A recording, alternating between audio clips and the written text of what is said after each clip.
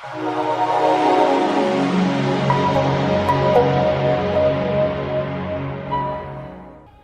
ఎన్నికలకు ముందేమో బీజేపీతో పొత్తు అన్నాడు, ఈ ఎన్నికలప్పుడేమో కాంగ్రెస్ తో పొత్తు అంటున్నాడు. గుర్తుపెట్టుకోండి, చంద్రబాబు గారిది ఎప్పుడు ఒక్క మాట కాదు, చంద్రబాబు గారిది ఎప్పుడు రెండు మాటలే. అందుకే ఎప్పుడు ఇలా ఇలా ఇలా ఇలా ఇలా ఇలా ఇలా ఇలా ఇలా ఇలా చూపించుకుంటూ తిరుగుతాడు. ఇన్నాళ్ళు మనకు అర్థం కాలేదు. ఇలా ఇలా అంటే నాకు ఒక్క నాలుగు కాదు, నాకు రెండు నాలుకలు ఉన్నాయని చంద్రబాబు గారు చెప్పడం అన్నమాట. ఇన్నాళ్ళు మనకు అర్థం కాలేదు. చంద్రబాబు గారు తెలుగుదేశం పార్టీ వాళ్ళు ఇలా ఇలా ఇలా ఇలా చూపిస్తే అవును కరెక్టే, మీకు రెండు నాలుకలు ఉన్నాయని చెప్పండి ఈసారి నుంచి.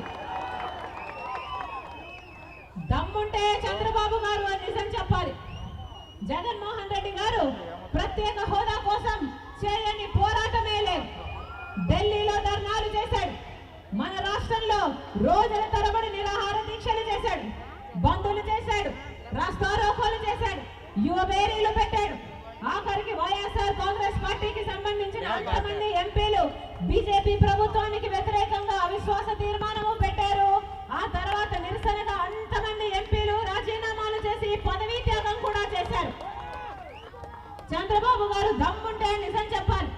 జగన్మోహన్ రెడ్డి గారు ఊరూరు తిరిగి ప్రత్యేక హోదా కోసం పోరాడుండకపోతే చంద్రబాబు గారి నోట ఈ రోజు మళ్ళీ ప్రత్యేక హోదా కావాలి అన్న మాట వచ్చుండేదా?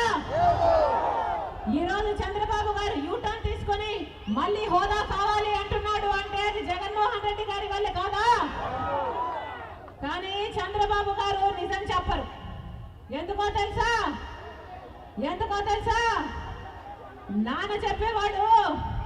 నాన్న చెప్పేవాడు చంద్రబాబు గారి తలకాయ మీద ఒక శాపం ఉందట. ఏ రోజైతే చంద్రబాబు గారు ఒక్క నిజం చెప్తారో,